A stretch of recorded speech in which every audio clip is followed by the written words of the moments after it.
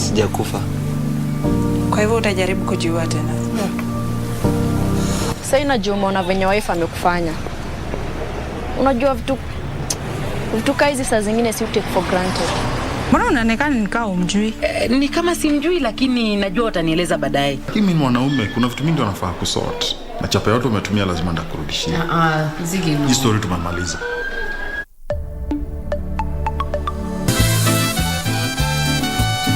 It's not what you think, Marisol.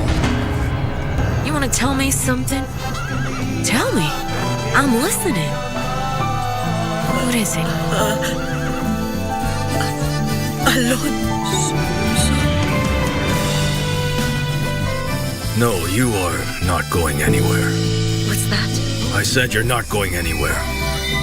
You will stay right here with me.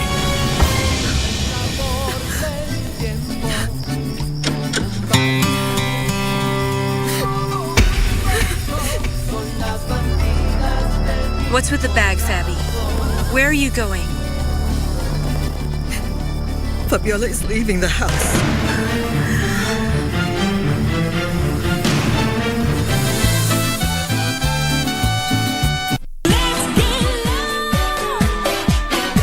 We attended an amazing album launch here, Java the Poet, at the Nairobi Gallery, man, called Business Biz album launch. Ni mchezo wanasiasa kutufull, wanajua outcome si fun, environment imehang. She looks like Cardi B, and she started calling herself the Kenyan Cardi B because, well, you guys said anafanana na Cardi B, so why not ride with it? And then there was also this other guy who calls himself the Kenyan Burna Boy. Now guess what? They have decided, since you guys have decided we look like superstars, how about we try to become superstars as well? I'm the Kenyan Cardi B, TikTok, time for leap. More love, big flex. No stress, more love. The second edition of the Kenya Theatre Awards went down last week at the Kenya National Theatre. A mix of old and new as theatre honored its best. The Kikuyu version of the play Ngahika Deda took home the Best Kikwetu Production Vernacular Shows Award. I can say this with relative certainty that there is no award that means more to an artist than the award handed to him by his peers. Mwenzako mimi nilikufa, nikazikwa, nikaoza.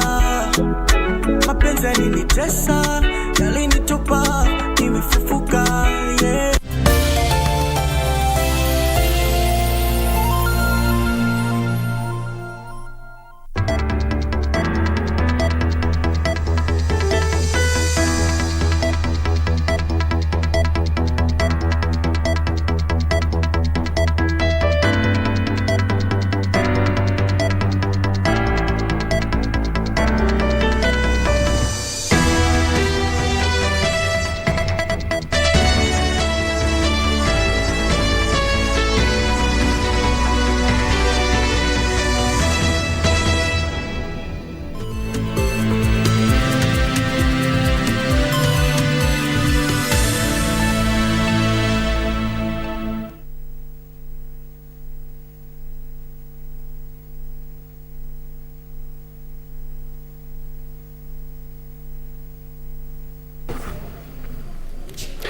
Very well, it is indeed the last day of the second month of 2023. Good afternoon. This is the Great KBC, and you're just in time for a comprehensive news bulletin that we have lined up for you this afternoon. My name is Njue, and Susan Thuku will be our sign language interpreter for this live newscast. Remember, we can keep this interactive via our social media platform. We are live from the broadcasting house, and also we are live on our social media platform as well.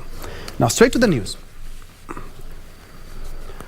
We begin with the LGBTQ debate, where the Muslim community have joined in the growing condemnation of the Supreme Court decision recognizing the right to form an association of the lesbian, gay, bisexual, transgender, and queer, that is the LGBTQ.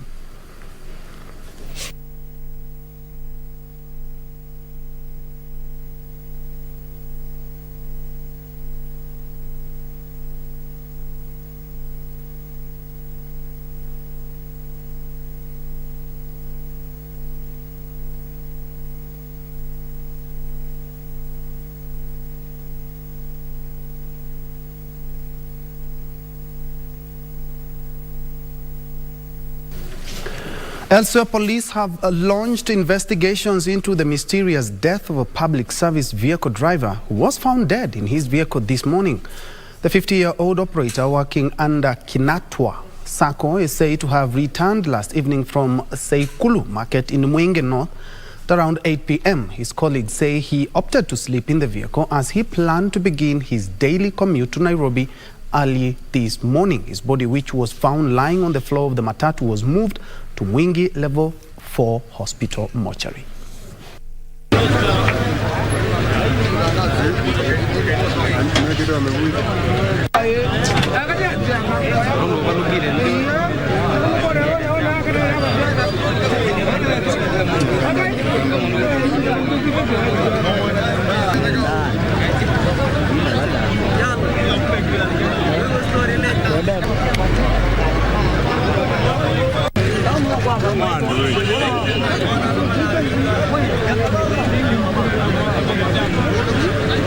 Na jana jamaa alikuja akiwa sawa, mimi nilimpokelea gari akiwa sawa, sikuona shida yoyote, na akaenda Sikuru na akarudi. Sasa kurudi kusikia maneno yake amefariki, tumeamini tu ni sawa juu tumemleta mochari.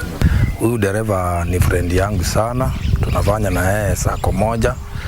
Jana tulikuwa na yeye kiwanja ya Mwingi akielekea pande ya Sikuru, na mimi nilikuwa naenda pande ya Kitui, tukaashana hapo.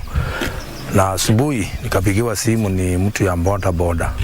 Akaniambia kuko dereva wenyu ako kwa gari na ameanga. Nikatoka nikaenda kuangalia, nikakuta ni ukweli na tumeshamlete mochari ya Mwingi.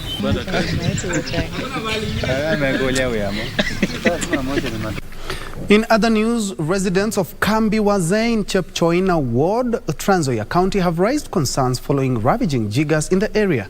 The locals, who are casual workers at the Agricultural Development Corporation ADC farms, claimed the menace was being fueled by poor living conditions. They are now calling on the county government to intervene in the matter.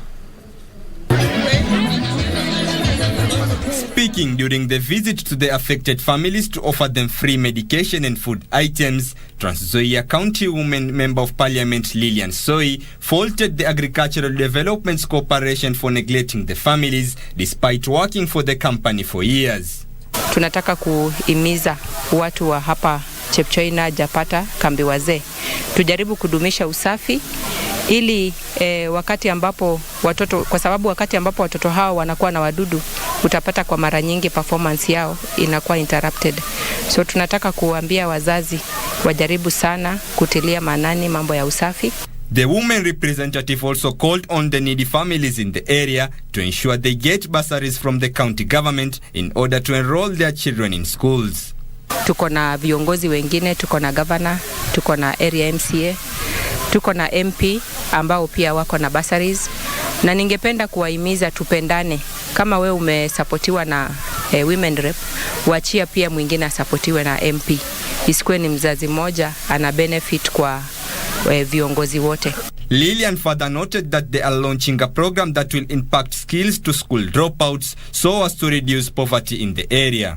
Tunataka wasichana wa join tailoring, hairdressing, vijana wetu ambao wamedrop pia nao tuko na course ya welding, plumbing, masonry. Hiyo program tunataka kuianza kuanzia mwezi wa 6, wakati ambapo tuta impact hiyo knowledge kwa watu wetu. Baada ya hapo kupitia kwa affirmative fund tutaweza kuwanunulia tools zile ambazo zitawasaidia kuanzisha biashara. For Lunchtime News, I'm Abdulaziz Abeid. From Trans Nzoia to Isiolo, where members of the Somali community in the troubled Drought ward of Isiolo County have decried increased cases of insecurity in the area. They have accused the government authorities of alleged neglect and inaction regarding the recovery of stolen animals and tracking down of criminals who stole camels and killed 3 people last week. Led by the chairperson of the Somali Community Grazing Community, Abikar Mohammed, the irate community members noted that at least 20 lives have been lost in Mlango area since April 2022, when armed raiders from the neighboring Samburu county struck, killing 9 herders. Na hiyo mambo imetokana kwa sababu ya malisho. Kwa sababu nini? Ya malisho. Jamii yetu ya Samburu walitoka Samburu County, Laikipia na wale Isiolo wakaungana wakakuja kwa ward yetu na tukawakaribisha vizuri. Tulikuwa nakula na hawa nyazi. Baada ya hapo waliua watu 9 kwetu. They claim that the security officers in Isiolo have been unable to recover 165 camels that were stolen in Mlango area on Friday last week, despite information on where the animals are hidden. Faru ile imetoka hapa, imeenda kukaa kambi ya conservancy ya Tasia, ijatoka hapo paka jioni, paka wakarudi tena Isiolo. No action is taken. Hiyo mkubwa ya JHU, sisi tumepata information, Samburu mashemeji yake, Marindile na mashemeji yake.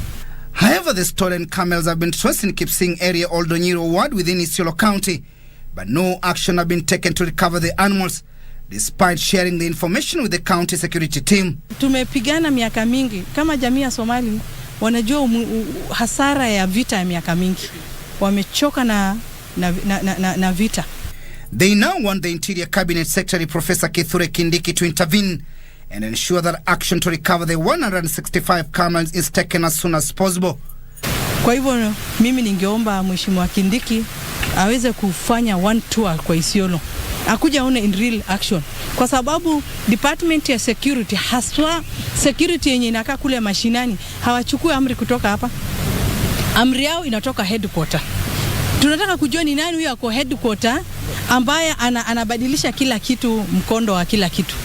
Government, county government na national government wawajibike, kwa sababu jukumu ya serikali ni kulinda mtu na mali yake. Mali yetu inaenda, watu wetu wanauawa, hakuna hatua inachukuliwa. Timothy Kipnoso for Lunchtime News. Elsewhere, sawmillers in Nyandarua County have raised concerns over the newly introduced rates by the county government, terming them as oppressive and punitive. The traders have also warned of the closure of their businesses, which will lead to massive job losses due to the high cost of production. The sawmillers are now calling on the government to partially lift the logging ban that will see them harvest mature trees that they had initially paid for before prohibition.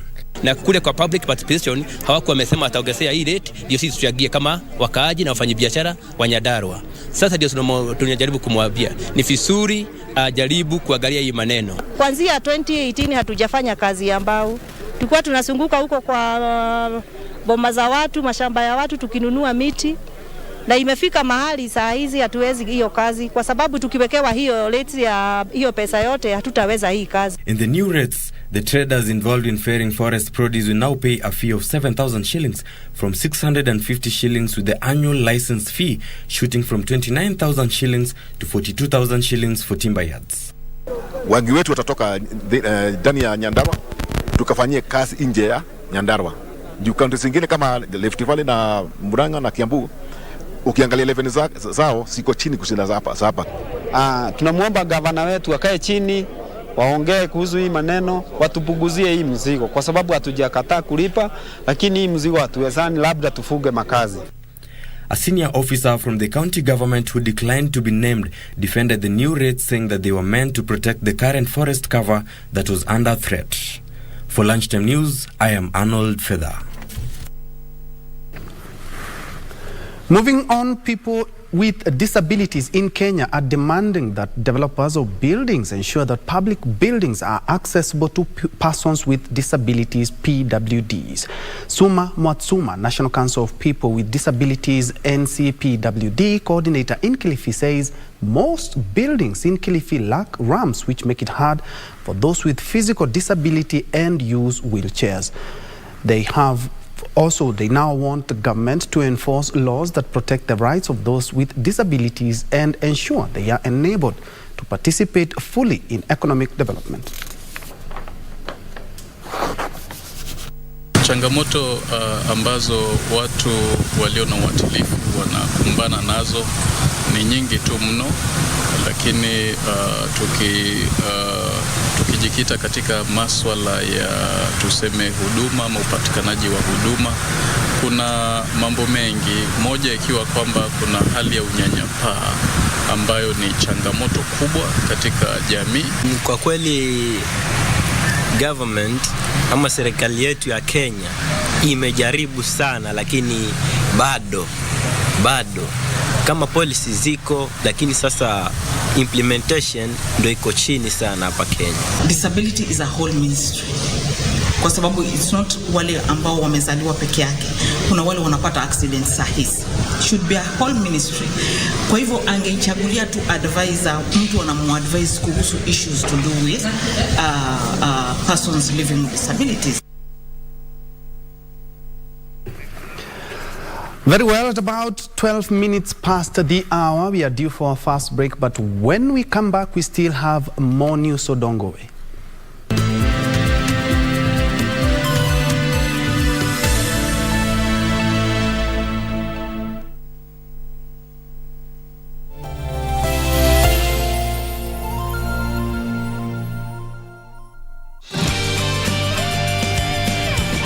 You've decided?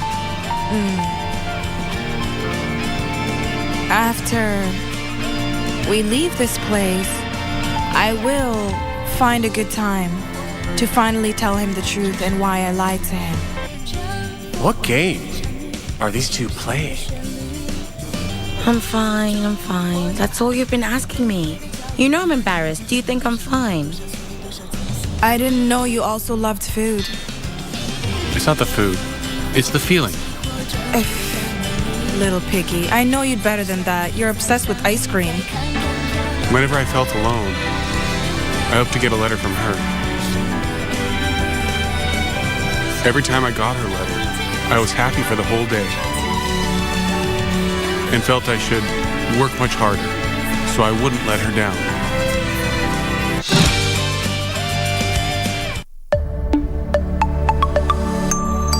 Wacha kunificha. Wewe ni mtu najua tangu. Wewe si mtu wa kukaa kwa nyumba 24 hours. Tulia, relax. Unaenda wapi? Yuko wapi? Nani? Melissa yuko wapi? Tulia, Melissa atakuja kukuona. Sijakufa. Kwa hivyo utajaribu kujiua tena. Sasa inajua umeona venye wife amekufanya.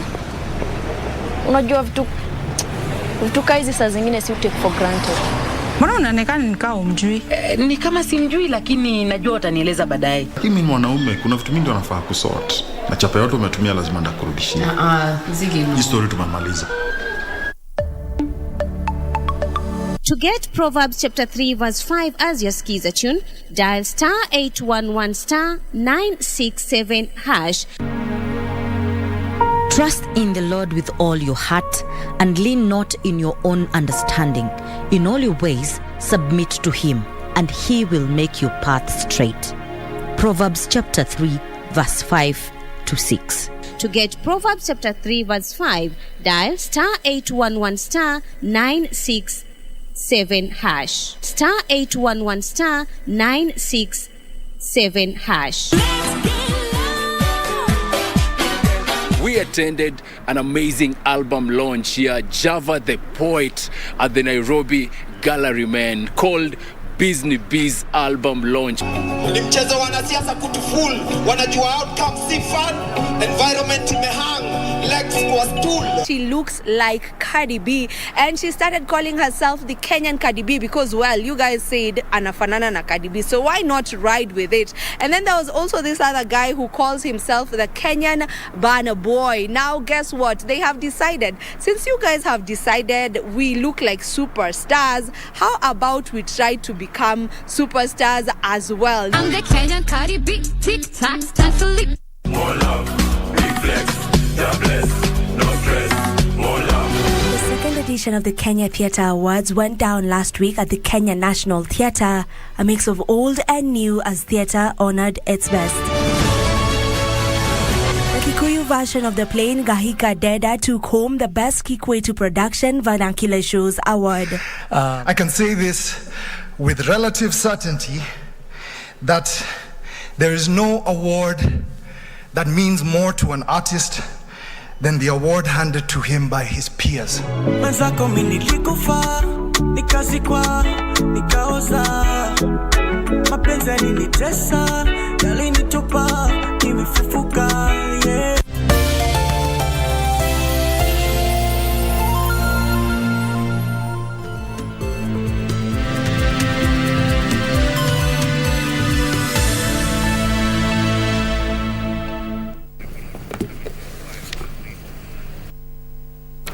Welcome back. Thanks for keeping me company. Elsewhere, a section of leaders from Kilifi County are calling on the national government to reject proposals to privatize public universities in the country. The leaders say this could spell doom to learners in the region who have often faced limitations in accessing higher education due to a myriad of challenges. This comes amid a raging debate on ways to sustain operations in institutions of higher learning owing to lack of sufficient funding. Debate on sustainable ways to fund universities has remained a thorn in the flesh for government as it seeks ways to fund the institutions of higher learning. Among proposals in the offing is to private some of the public institutions, a proposal that has seen university students from Kilifi County warn such a move could negatively affect pursuit for education in the county. The previous placement ya Taita Taveta University ambayo ni full-fledged university ni university ya kitaifa, it's a public university, iliweza kupewa wanafunzi 300 peke yake na serikali, lakini ukiangalia baadhi ya private universities nje ya mkoa huu zimepewa zaidi ya wanafunzi 5,000. Pesa ya serikali inayoinua vyuo inafuata ile idadi ya wanafunzi. Led by Fikirini Jacobs, a long-term student union leader, the leader said the government should ensure there is equal allocation of funds to all the universities to attract more students within the coast region.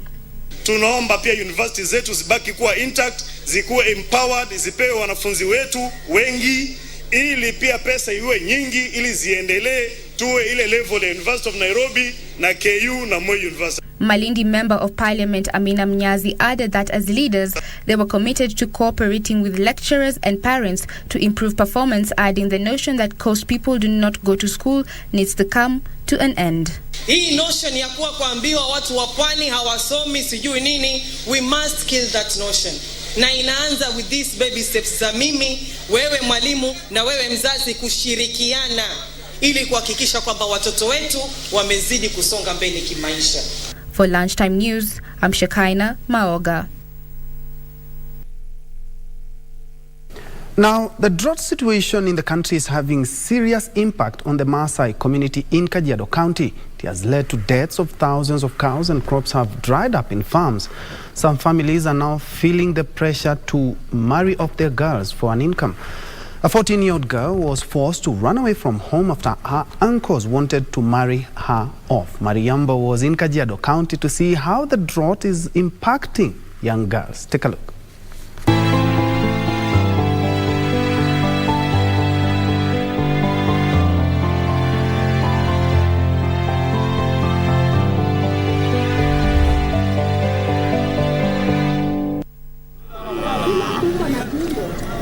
The Maasai cattle market in Kimana, Kajiado County. The herders come here each week to sell their animals. On a good day, a bull can fetch up to 70,000 shillings. These are the lucky ones to survive and fetch an income. Climate change is changing things. The Maasai are losing their source of wealth at an alarming rate. By the end of last year, the county lost close to half of its livestock. So it's really making us not feel good. Nelson Ngeda is a Maasai community outreach worker. We depend on animals. Now all animals are dying. Then we are worrying about how our life will be. For him, climate change is personal. He's lost 15 of his own cows. Nearby, the Kimengele River is dried up. The land is parched. All this is having an effect on families. Howdy. It's been especially hard on poor women and girls.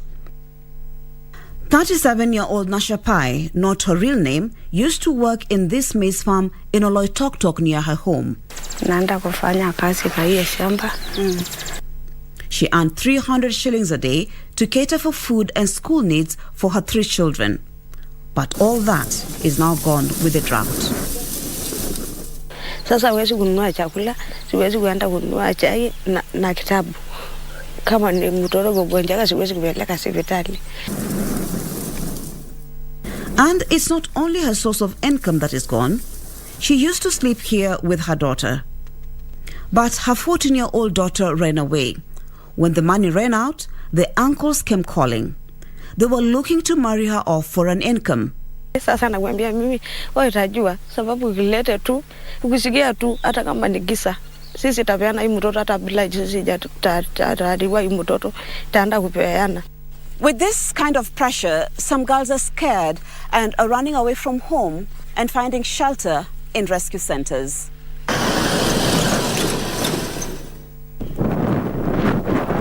The Nice Place Foundation near Amboseli National Park is home to over 39 girls. Most of them are Maasai from the surrounding area. Some are rescued from early marriage, others are here for training as girl rights advocates. Nashapai's daughter now calls this place home. She has food and a bed to sleep on, and she's escaped early marriage for now.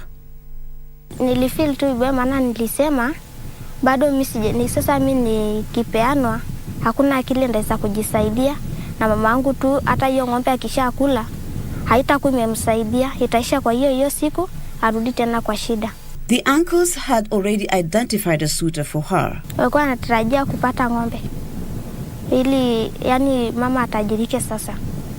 Kelly Mwende is the project officer in charge of the safe shelter at the Nice Place Foundation.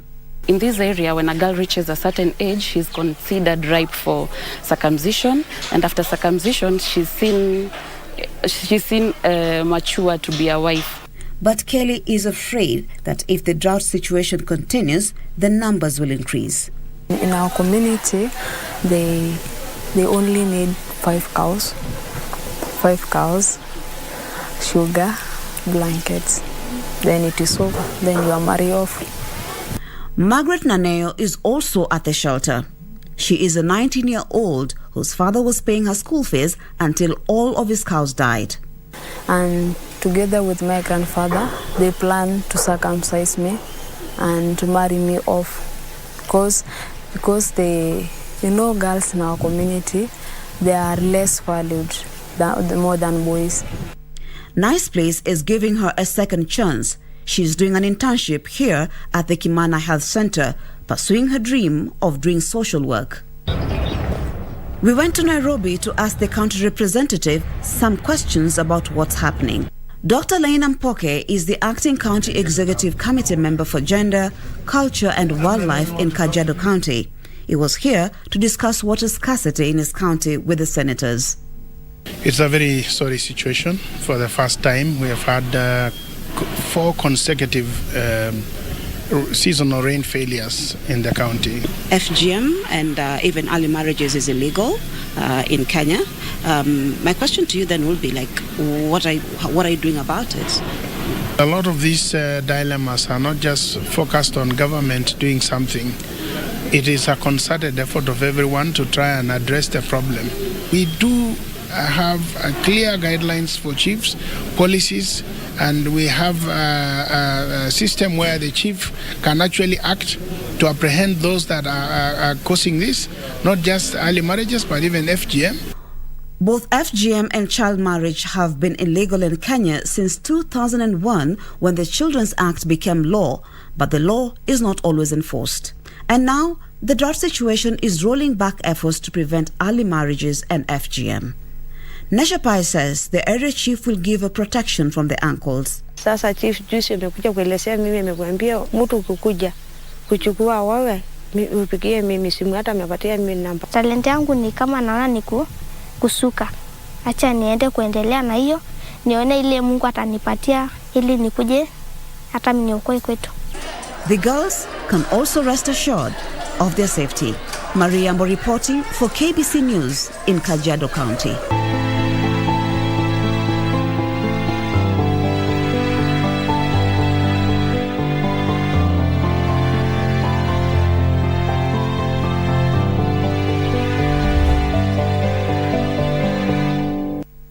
A real interesting piece by Marie and the team. Kudos, Guy, for highlighting that as we keep tabs on the drought situation in the country. Elsewhere, county bosses have found themselves on the receiving end in the recent past with their devolved units over accountability in service delivery on non-payment of pending bills. Governor Simba Arati of Kisii and his Embu counterpart Cecily Mbarire has had a difficult time following protests staged by electorates and contractors who demanded fast-tracking of services within the counties. The protests come a few days after the release of the Office of the Controller of Budget report that cited poor spending of funds disbursed to county governments.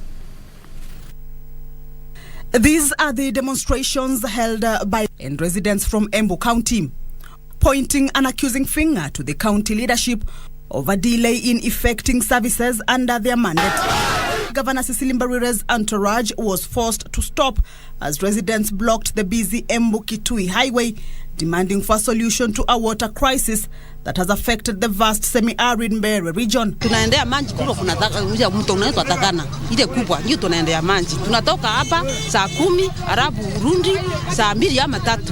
Unaona hiyo masaa unatumia ukienda hivyo hivyo. Hiyo ni masaa mingi sana na unawacha watoto wanataka kula, wazee wanataka kuenda kwa kazi. Hii maji iko hapa. Sema ni kiasi kidogo sana hii. Hata hatuwezi kutumia kukunywa. Hii inatumiwa tu na mifugo. Mbarire, who was on a tour to launch 2 earth dam projects, was forced to address the angry crowd. Shida yetu ni kwamba ile mto inaleta maji huku inafungiwa huko Kirinyaga. Na tumeambia National Irrigation Authority watufungulie hiyo maji tufikie kama wengine. Na hata kama kutakuwa na ration lazima tujue siku yetu ni gani na siku ya Kirinyaga ni gani. Mbarire called on the national government to fast-track the construction of 3 mega dams as promised during the campaigns in Embu. Kamchemenza for Lunchtime News. Moving on, the Kenya Forest Service, in conjunction with environment conservationists, have moved in to protect Pinus patula, Kenya's most important tree species. The tree species is known for its ability to remove carbon from the atmosphere and its premium products like timber. The Pinus patula tree species, locally known as Msindano in Kiswahili, Musindanugu in Kikuyu, and Omubunduki in Kisii, is at risk of being depleted in Dundori forest as locals chop bark of the trees to extract sap, scientifically known as olerecin, which is sold as a fire accelerant. Hundreds of trees in the 1,200-hectare commercial plantation whose barks have been cleaved have dried. This has prompted Kenya Forest Service to partner with the International Tree Foundation and Wezesha community-based organization to create awareness among the community on tree species. Ukiangalia miti ya pine kumefika mahali watu wanakuja wanachonjoa wanatoa gum, miti inaharibika inaanguka. Dori is an area that has so many catchment areas. It's a catchment area because most of the streams that flow into through the Dundori. Over 3,600 members of Dundori Community Forest Association have been sensitized on the impacts of climate change and offering training on afforestation initiatives as well, and also help them to find alternative sources of livelihoods that do not destroy the Dundori forest. The conservationists noted that the tree species is important in carbon sequestration, a crucial service for regulation and mitigation of climate change through the reduction of greenhouse gas emissions. Because of that source of income, several families, talked about beginning poultry projects, that are, a practical way of generating alternative income. Climate change is posing a huge challenge to communities. Communities are getting less resilient, and research has shown, particularly this year, that every year is getting hotter and hotter. The venture also aims to identify and map rare and endangered indigenous Kenyan tree species, establish a seed bank with special focus on rare species that will increase the biodiversity of reforestation programs initiative. Opicho Chemtai for Lunchtime News. And away from that, over 5,000 needy students have benefited from bursaries to join secondary school in 2 separate incidents in Kiambu and Kilifi County. Lari constituency in Kiambu County disbursed 10 million shillings under the national government Constituency Development Fund as the government puts emphasis on 100% transition. Larry MP took the lead in distributing bursary funds to needy learners, assuring the parents of top-ups as the NGCDF kitty has a mandate to address the socio-economic development of the people at the constituency level. Miradi ya maendeleo, mambo ya bursary na mengine ambayo tunafanya na pesa. If you ask for CDF, you go to every sub-location, every village. Kuna kitu ambayo imesimamishwa na CDF. The beneficiaries were called upon to maximize the opportunity and work hard in school to register good performance. And therefore the benefit is going in a large way to the learner who is able to complete his syllabus in very good time. At the same time, drama ensued at the Kiambu County Women MP office after a section of women protested over unfair process in the issuance of bursaries. The Kiambu County Woman MP, however, claimed the bursary forms in their possession did not originate from her office. Hatuwezi tukakuja hapa kama tuko na pesa ya kulipia watoto wetu. Hatuwezi tukakuja hapa kama hatuna balance kwa shule. Chukua pesa yetu kwa mfuko, unaenda 50 bob, unalipishwa bursary form. Form za bursary ni za serikali na haziuzwi. Kwa hivyo hakuna mtu anafaa kwenda kununua form. Mtu mwenye anapewa form alifaa achukue kwa ofisi, aandikiwe na apewe mpaka serial number ya form ile amechukua. Meanwhile, 5 needy students in Kilifi County have a chance for education after a local company offered to pay their school fees as part of its corporate social responsibility. Nimesikia raha sana, yani nasikia raha hata huyo Mungu peke yake ndo atalipa, mimi siwezi kulipa. We have known the need to feed the children because of the drought. Frederick Parsayo, Lunchtime News. A majority of Kenyans feel the country is headed in the wrong direction, with the high cost of living and high taxation cited among the most pressing concerns. This is according to a citizen survey conducted by Infotrack. The poll shows 62% of Kenyans believe the country is spiraling in the wrong direction, with 22% saying it's on the right track. The study further shows 15% of Kenyans are indifferent. Additionally, the pollsters say Kenyans have scored the performance of the 22 government ministries within the first 100 days of 45%. The Ministry of Information, Communication and Digital Economy and the Ministry of Roads and Transport, however, were ranked as the top performers at 54% and 50% respectively. A total of 2,149 people were interviewed in the survey conducted between the 21st and the 24th of February 2023. The research, having spoken to the 2,149 respondents, the government has performed, or the ministries has performed below average. The average score for the 22 ministries stands at a D steady, because they have a 45% mean score. Out of 100, Kenyans have rated the 22 ministries at 45%, which we've translated to a D, which definitely is below average. Then, so that D means they need to pull up, they need to do a lot. It's a red for us. There is need for urgent attention. However, there are those ministries that have stand out. We can report of 2 ministries that have a score above 50%, and in aggregate we've given them a score of C plain, and these are Ministry of Information, Communication and Digital Economy at 54%, Ministry of Roads and Transport at 50%.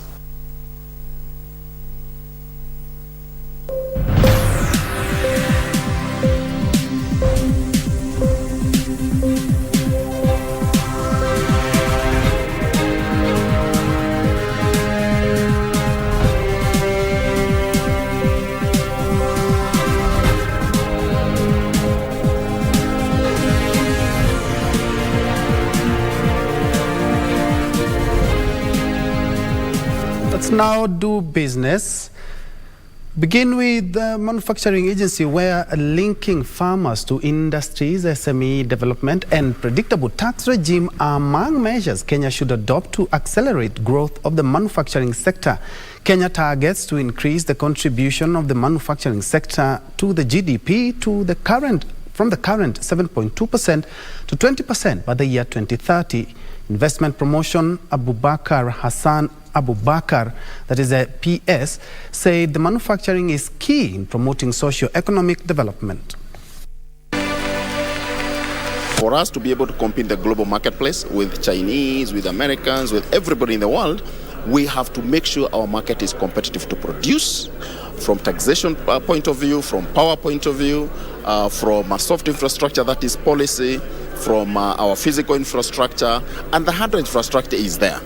And it is for this reason that the government has prioritized the following value chains due to their potential in creating jobs for our youth and women: leather and leather products, textile, dairy, edible oils, tea, construction and building materials, automotive and pharmaceutical. What we are doing now, we are deep diving on these value chains. We are assessing the market and the regulatory structure on this value chain. We are looking at the process and the cost structure of this value chain so that we can see how we are going to build competitiveness. Are we good on the photos? In other news, deposit-taking Saccos are automating their operations to persuade more youth to join the cooperative movement. Nafasi Sacco CEO Moses Nyaga says a majority of low-income earners Kenyans have the wrong notion of long-term investment, and with their registration increasing in cooperatives from the Hustler Fund, Saccos are broadening their product offering to tap this market. Deposit-taking Saccos in Kenya have a net asset base of 1.2 trillion shillings and contribute 7% to the gross domestic product. Expand our membership from the salaried people to the non-salaried. However, a majority of Sacco members are aged above 35, making up approximately 63% of their numbers. Saccos are now leveraging on emerging trends and the Hustler Fund to attract more youth into Saccos. The little one that they have, they can save on daily basis. Kwa sababu inakukubalia kuweke kitu kidogo, udeposit kitu kidogo. Na hiyo kitu kidogo ndio inakuwa kitu kubwa. He says with older members benefiting through long-term investments, Saccos could use this as a means to convince the youth of the benefits of little but consistent monthly contributions. Time is now where you have your opportunity, and the opportunity is now.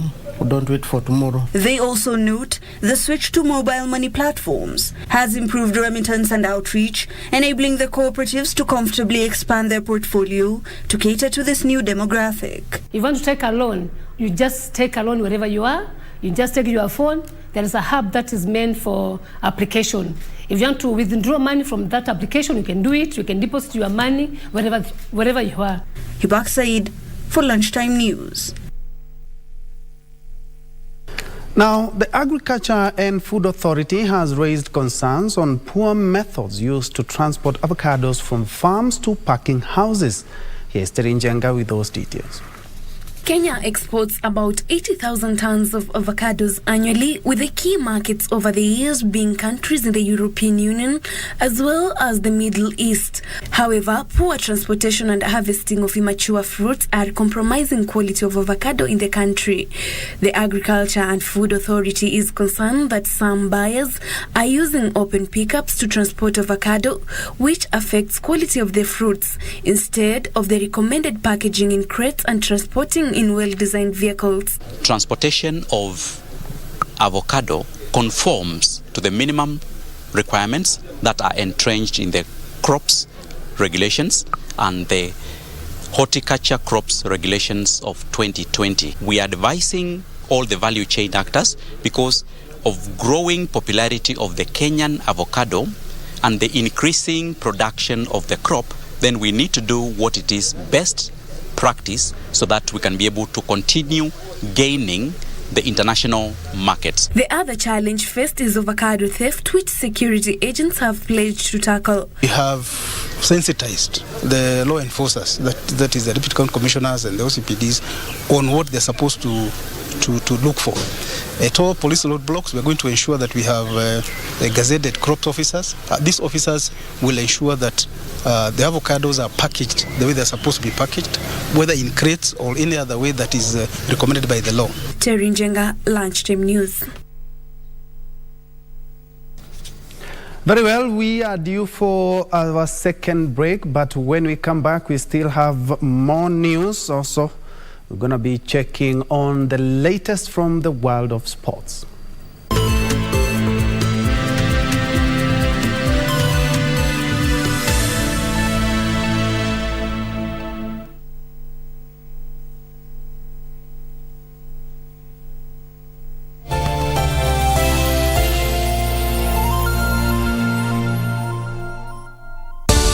KBC Channel 1, we put people at the heart of events with our captivating weekly news features. Every day, we are breaking new grounds with informative, entertaining, and inspiring human interest stories. On Mondays, 9 p.m., we have The Cabinets. Tuesday, 9 p.m., we get inside the barracks for military tales.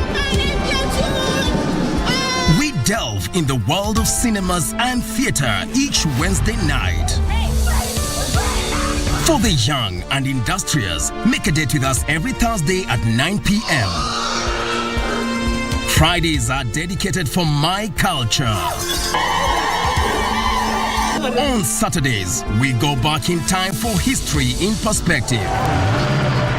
And on Sundays, we get to know the process of how things are done and made. KBC Channel 1 News features a whole lot of wonderful viewing experience.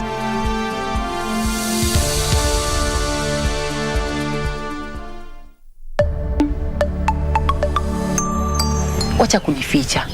Wewe ni mtu najua tangu. Wewe si mtu wa kukaa kwa nyumba 24 hours. Tulia, relax. Unaenda wapi? Yuko wapi? Nani? Melissa yuko wapi? Tulia, Melissa atakuja kukuona. Sijakufa. Kwa hivyo utajaribu kujiua tena. Sasa inajua umeona venye wife amekufanya. Unajua vitu hizi saa zingine si take for granted. Mbona unaonekana nikao umjui? Ni kama simjui lakini najua utanieleza baadaye. Mimi mwanaume kuna vitu mingi wanafaa kusort. Na chapa yote umetumia lazima ndakurudishia. Zigi. Hii story tumemaliza.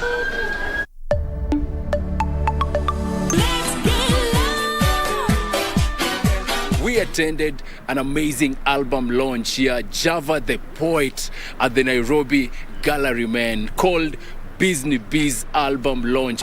Ni mchezo wanasiasa kutufull, wanajua outcome si fun, environment imehang, legs kwa stool. She looks like Cardi B and she started calling herself the Kenyan Cardi B because, well, you guys said anafanana na Cardi B, so why not ride with it? And then there was also this other guy who calls himself the Kenyan Burna Boy. Now guess what? They have decided, since you guys have decided we look like superstars, how about we try to become superstars as well? I'm the Kenyan Cardi B, TikTok, thankfully. More love, reflex, jobless, no stress, more love. The second edition of the Kenya Theatre Awards went down last week at the Kenya National Theatre. A mix of old and new as theatre honored its best. The Kikuyu version of the play Ngahika Deda took home the Best Kikwetu Production Vernacular Shows Award. I can say this with relative certainty that there is no award that means more to an artist than the award handed to him by his peers. Mwenzako mimi nilikufa, nikazikwa, nikaoza. Mapenzi yalinitesa, yalinitupa, nimefufuka, yeah.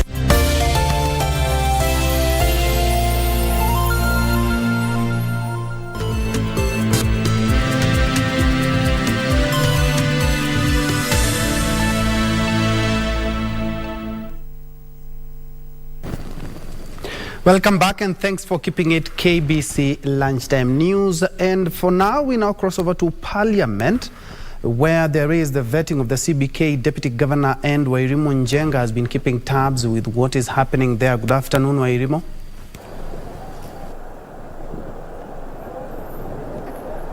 Thank you, Ben Troy. As you rightly put it, we are outside Parliament, where the vetting process of Susan Koech, who is a nominee for the Deputy CBK Governor, has been ongoing, and it has concluded right now. And key things that were raised in that vetting process is how she will be able to manage the public debt, and also how she will be able to counter or ensure that the shilling appreciates. And also the other thing that she has talked about is how to ensure that they cut down the public debt, and mostly the domestic debt. And on the depreciation of the shilling, Dr. Koech has said that he will allow interbank forex, that is a vibrant interbank lending, and also ensure that there is export diversification and create also buffers on forex exchange. Remember, Dr. Koech was nominated by President William Ruto earlier on this year, and the vetting process is ongoing, and we'll know the outcome later on in the month once this whole vetting process is concluded. She will be picking up from where the former deputy governor, that is Sheila Njue, something like that, whose term was ended in January, and this nomination will be ongoing, and we'll be knowing the process of how it will go down once the departmental committee on economic and finance committee conclude or come out with the process. Back to you in studio. Thank you, Wairimu Njenga, and definitely we will be keeping tabs to know exactly what transpires in that. Of course, Parliament have a session in the afternoon, and you can check that all live on KBC. In other news, regional development authorities have been challenged to explore public-private partnership PPPs to implement projects in a new plan by the government aimed at reducing reliance on exchequer funding. Principal Secretary in the State Department for Arid, Semi-Arid, Land and Regional Development, Idris Dokota, says the regional authorities are also expected to focus on rehabilitation of key water catchment areas in light of the drought that has adversely affected water towers. Speaking at the Coast Development Authority's headquarters in Mombasa, after inaugurating the new board of directors, the Principal Secretary said the government is encouraging regional development authorities to pursue public-private partnerships to implement projects that impact communities in their areas of jurisdiction. So looking at the new dispensation, that is 2010 constitution, then RDAs look actually misplaced. So we are also in the process of working on RDA bill that has gone through its first reading in Parliament. Dokota cited the 800 million Kenyan shillings integrated project by the Italian government to rehabilitate roads and other infrastructure in Malindi, Kilifi County, which is a partnership with the Coast Development Authority. The project involves the construction of roads, irrigation, fisheries, and education. The plan is, one of the plans that we have is actually coming up with PPP, that is public-private partnership programs, to actually enhance resource that will help us generate or have more programs and projects along our areas of jurisdiction. Dokota challenged regional development authorities in key water catchment areas to urgently focus on rehabilitation to stop the drying up of dams and other water sources.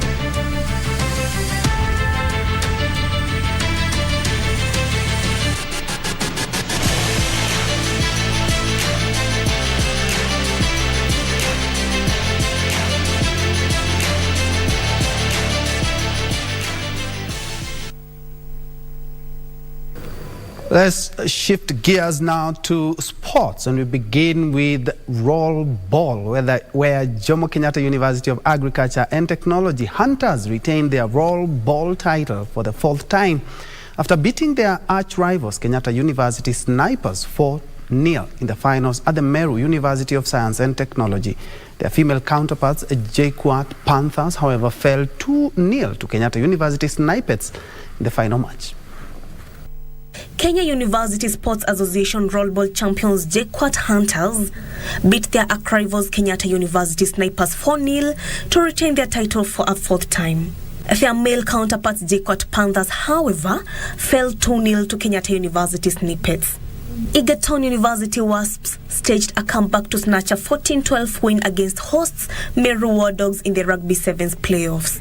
Maseno Saints won the women's Rugby Sevens after winning all their 4 matches. Various teams also competed in badminton, tennis, table tennis, darts, chess, Scrabble, taekwondo and karate. According to the Kenya University Sports Association calendar, this is the end of these games as they do not have a provision to extend to East African University ball games due to lack of finances.